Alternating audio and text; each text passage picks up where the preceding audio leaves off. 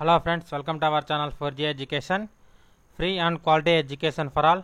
మీ లక్ష్యం కనుక government job అయినట్టయితే వెంటనే మా 4G ఎడ్యుకేషన్ యూట్యూబ్ ఛానల్ని సబ్స్క్రైబ్ చేసుకోండి. అదేవిధంగా పక్కన బెల్ ఐకాన్ని క్లిక్ చేయండి. ఈరోజు ఈ వీడియోలో మనం SSC GD constable first shift అడిగిన క్వశ్చన్ అండ్ ఆన్సర్ చూద్దాము. ఫస్ట్ క్వశ్చన్ వచ్చేసరికి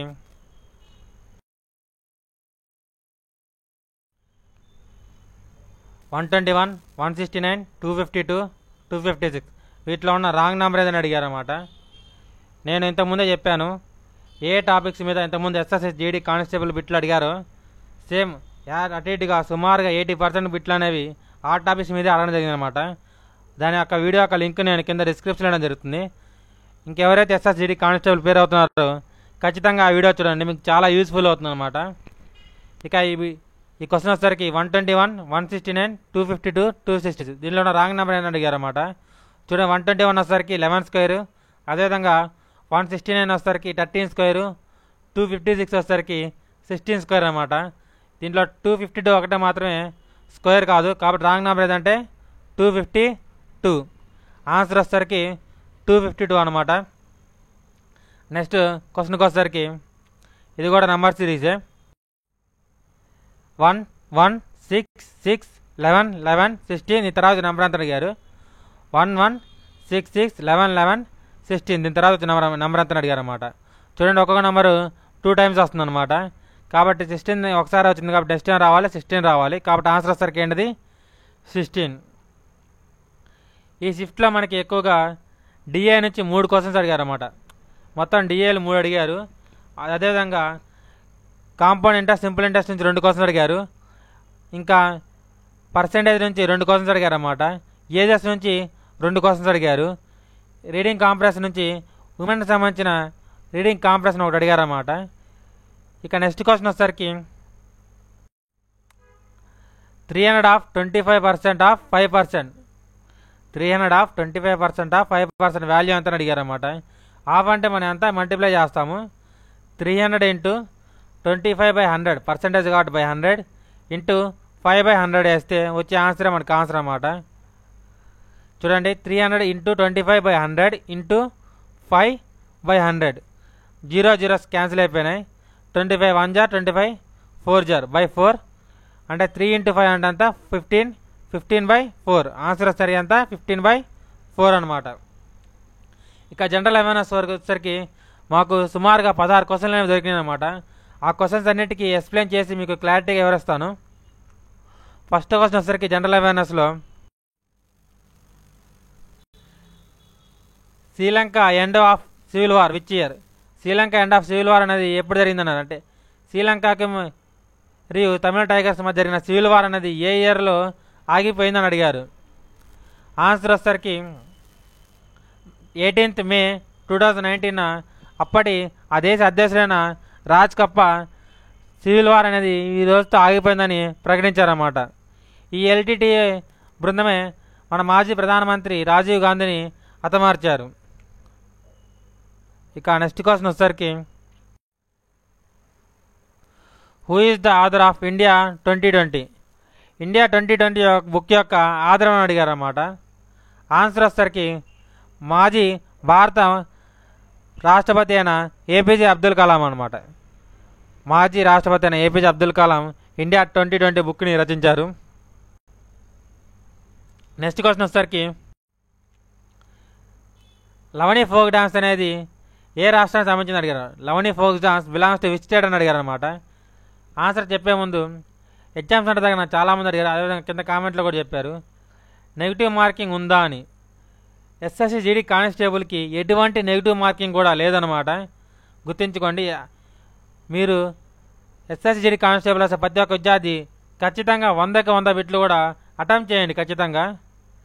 ఎందుకంటే కొన్ని బిట్స్ మనకు తెలియకపోయినా అటెంప్ట్ చేయడం వల్ల రైట్ అయితే మనకి జాబ్ వచ్చే ఛాన్స్ ఎక్కువగా ఉంటుందన్నమాట. లవణి ఫోక్ డాన్స్ ఏ స్టేట్కి చెందినది అడిగారు అనమాట. ఆన్సర్ వచ్చేసరికి మహారాష్ట్ర. లవణి ఫోక్ డాన్స్ ఏ స్టేట్కి సంబంధించిందంటే మహారాష్ట్ర సంబంధించిందనమాట. ఇక నెక్స్ట్ క్వశ్చన్ వచ్చేసరికి what is the full form of GST? GST యొక్క ఫుల్ ఫామ్ ఏమిటని అడిగారు అన్నమాట. What is the full form of GST? Answer వచ్చేసరికి goods and service tax.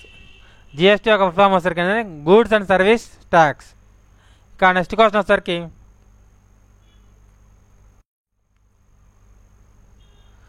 What is the folk dance of Tamil Nadu? Tamil Nadu యొక్క జానపద నృత్యం ఏమిటని అడిగారు అన్నమాట. తమిళనాడు యొక్క జానపద నృత్యం ఏమిటని అడిగారు. ఆన్సర్ వచ్చేసరికి భరతనాట్యం. తమిళనాడు యొక్క జానపద నృత్యం ఏంటంటే భరతనాట్యం. అదేవిధంగా క్లాసికల్ డ్యాన్స్ కూడా భరతనాట్యం అనమాట. తమిళనాడు ఒక క్లాసికల్ డ్యాన్స్ ఏంటన్నా కానీ భరతనాట్యం. ఇక నెక్స్ట్ క్వశ్చన్ వచ్చేసరికి who is the first Indian women to swim English channel?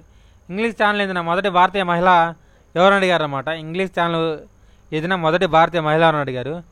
Answer వచ్చేసరికి మెహర్ సేన్. మెహర్ సేన్ 1958లో ఫస్ట్ టైం ఇంగ్లీష్ ఛానల్ని ఈదారు. కాకపోతే తను పూర్తిగా ఇంగ్లీష్ ఛానల్ ఇంగ్లాండ్ నుంచి ఫ్రాన్స్కి చేరలేకపోయారన్నమాట.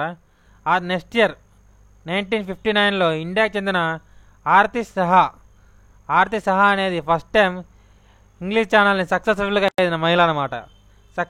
సక్సెస్ఫుల్గా ఏదిన మహిళ ఎవరంటే ఆర్తి సహా. అదేవిధంగా ఫస్ట్ టైం ఇంగ్లీష్ ఛానల్ భారత మహిళ అంటే మెహర్ సేన్. గుర్తుంచుకోండి. సక్సెస్ఫుల్గా కంప్లీట్ చేసిన ఎవరంటే ఆర్తి సహా. అదేవిధంగా ఏషియా తరఫున కూడా ఫస్ట్ టైం సక్సెస్ఫుల్గా కంప్లీట్ చేసిన ఎవరంటే ఆర్తి సహా అనమాట. ఫస్ట్ టైం ఈదింది ఎవరంటే ఇండియా తరఫున మెహర్ సేన్. ఇక నెక్స్ట్ క్వశ్చన్ వచ్చేసరికి which state is largest producer of coal in India? భారతదేశంలో అత్యధికంగా బొగ్గును ఉత్పత్తి చేసే రాష్ట్రం ఏదని అడిగారు అన్నమాట. భారతదేశంలో అత్యధికంగా బొగ్గును ఉత్పత్తి చేసే రాష్ట్రం ఏదని అడిగారు. ఆన్సర్ వచ్చేసరికి జార్ఖండ్. జార్ఖండ్ భారతదేశంలో ఉత్పత్తి అయ్యే కోల్ మొత్తంలో 38% అనేది జార్ఖండ్ రాష్ట్రం నుంచి ఉత్పత్తి అవుతుంది అనమాట. ఎంత పర్సెంట్ అంటే 38% అనమాట. ఇక నెక్స్ట్ క్వశ్చన్ వచ్చేసరికి what is the smallest state in India? భారతదేశంలో అతి చిన్న రాష్ట్రం ఏదని అడిగారు. భారతదేశంలో అతి చిన్న రాష్ట్రం ఏదని అడిగారు అన్నమాట. ఆన్సర్ వచ్చేసరికి గోవా. భారతదేశంలో అతి చిన్న రాష్ట్రం ఏదంటే గోవా అనమాట. అదేవిధంగా భారతదేశంలో అతిపెద్ద రాష్ట్రం ఏదంటే రాజస్థాన్. అతిపెద్ద రాష్ట్రం వచ్చేసరికి రాజస్థాన్. అదేవిధంగా అతి చిన్న రాష్ట్రం వచ్చేసరికి గోవా. ఇక అతిపెద్ద కేంద్ర పాలిత ప్రాంతం వచ్చేసరికి అండమాన్ నికోబార్ దీవులు. అదేవిధంగా అతి చిన్న కేంద్ర పాలిత ప్రాంతం వచ్చేసరికి లక్షద్వీప్. ఇక నెక్స్ట్ క్వశ్చన్ వచ్చేసరికి 1920 Indian national Congress section హోల్డెడ్. 1920 Indian national Congress సమావేశం ఎక్కడ జరిగిందని అడిగారు. 1920 ఇండియన్ నేషనల్ కాంగ్రెస్ సమావేశం అనేది ఎక్కడ జరిగిందని అడిగారు అన్నమాట. 1920 ఇండియన్ నేషనల్ కాంగ్రెస్ అనేది 2 చోట్ల జరిగిందన్నమాట. మొదటి వచ్చేసరికి కోల్కతాలో జరిగింది. ఎప్పుడు జరిగిందంటే 1920 సెప్టెంబర్లో జరిగిందనమాట. అదే ఇయర్ 1920 డిసెంబర్లో నాగపూర్లో జరిగిందనమాట. ఆప్షన్లో ఏ ఇచ్చారో కొంచెం క్లారిటీ లేదు కాబట్టి 2 చదువుతున్నాను. సెప్టెంబర్లో కోల్కతాలో జరిగింది. అదేవిధంగా డిసెంబర్లో వచ్చేసరికి నాగపూర్లో జరిగిందనమాట. ఈ రెండిట్లో ఏ ఆన్సర్ ఉంటే అది కరెక్ట్ అనమాట. ఇక నెక్స్ట్ క్వశ్చన్ వచ్చేసరికి what is the largest bone in human body? మానవ శరీరంలో అతి పొడవైన ఎముక ఏదని అడిగారు అన్నమాట. మానవ శరీరంలో అతి పొడవైన ఎముక ఏదని అడిగారు. ఆన్సర్ వచ్చేసరికి థైబోన్. థైబోన్ అనేది మానవ శరీరంలోనే అతి పొడవైన ఎముక అనమాట. ఇక నెక్స్ట్ క్వశ్చన్ వచ్చేసరికి what is the full form of DNA? DNA యొక్క ఫుల్ ఫామ్ ఏమిటి అని అడిగారు అన్నమాట. డిఎన్ఏ యొక్క ఫుల్ ఫామ్ ఏమిటి? ఆన్సర్ వచ్చేసరికి డయాస్పరిక్ న్యూక్లిక్ యాసిడ్. డయాస్పరిక్ న్యూక్లిక్ ఆమ్లం అనమాట డిఎన్ఏ యొక్క ఫుల్ ఫామ్ వచ్చేసరికి. ఇక నెక్స్ట్ క్వశ్చన్ వచ్చేసరికి what is the primary sector of Indian economy? భారతదేశ ఎకానమీ యొక్క ప్రైమరీ సెక్టర్ ఏమిటని అడిగారు. ఆన్సర్ వచ్చేసరికి అగ్రికల్చర్. అగ్రికల్చర్ అనేది భారతదేశం యొక్క ప్రైమరీ సెక్టర్ అన్నమాట. ఇక నెక్స్ట్ క్వశ్చన్ వచ్చేసరికి what is the chemical name of salt? Salt యొక్క రసాయనిక నామం ఏమిటని అడిగారు అన్నమాట. What is the chemical name of salt? Salt యొక్క రసాయనిక నామం ఏమిటని అడిగారు. ఆన్సర్ వచ్చేసరికి సోడియం క్లోరైడ్. సాల్ట్ యొక్క రసాయన నామం వచ్చేసరికి ఏంటంటే సోడియం క్లోరైడ్. ఇక నెక్స్ట్ క్వశ్చన్ వచ్చేసరికి who was Jean Jacques Rousseau? Jean Jacques Rousseau ఎవరని అడిగారు అన్నమాట. ఆన్సర్ వచ్చేసరికి ఫిలాసఫర్. ఇక నెక్స్ట్ క్వశ్చన్లోకి వెళ్తే, when was Soviet union breakup? Soviet union అనేది ఏ సంవత్సరంలో బ్రేకప్ అయిందని అడిగారు అన్నమాట. సోవియట్ యూనియన్ అనేది ఏ సంవత్సరంలో బ్రేకప్ అయిందని అడిగారు. ఆన్సర్ వచ్చేసరికి 1991 డిసెంబర్ 25న సోవియట్ యూనిట్ అనేది విడిపోయిందన్నమాట. ఇక నెక్స్ట్ క్వశ్చన్ వచ్చేసరికి, what is the GDP growth rate of India for the year of 2017? 2017 ప్రకారం ఇండియన్ జీడిపి గ్రోత్ ఎంత అని అడిగారు అన్నమాట. 2017 ప్రకారం ఇండియన్ జీడిపి గ్రోత్ ఎంత అని అడిగారు. ఆన్సర్ వచ్చేసరికి 6.6% అనమాట. మీకు కనుక ఈ వీడియో నచ్చినట్టయితే లైక్ చేయండి. అదేవిధంగా మీ అభిప్రాయాన్ని కామెంట్ చేయండి. ఈ వీడియోని మీ ఫ్రెండ్స్కి షేర్ చేయండి. మేమైనా క్వశ్చన్స్ కనుక మిస్ అయినట్టయితే ఆ క్వశ్చన్స్ని కింద కామెంట్ బాక్స్లో కామెంట్ చేయండి. మా ఛానల్ని సబ్స్క్రైబ్ చేసుకోవడం మాత్రం మర్చిపోవద్దు. Subscribe to our channel 4G education. Thanks for everyone.